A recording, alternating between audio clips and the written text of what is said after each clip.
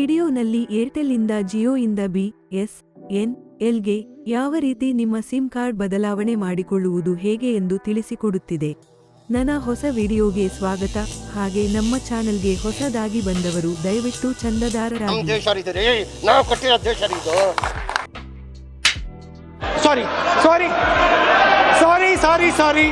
ಈ ಕಣ್ಣಲ್ಲಿ ಇನ್ನೀ ಏನೇನು ನೋಡ್ಬೇಕೋ ಕಾಣೆ. ಸಿಮ್ ಕೋಟ್ ಮಾಡುವ ಮೊದಲು ಏರ್ಟೆಲ್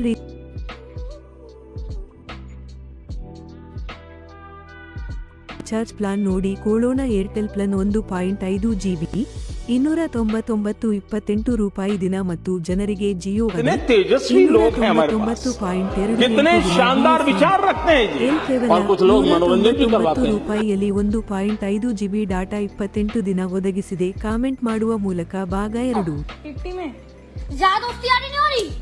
ನಿಮ್ಮ ಅಮ್ಮನ ಪಿಂಡ ಯಾವ ಬೋಳಿ ಮಗನಿಗೆ ಅರ್ಥವಾಗುತ್ತದೆ.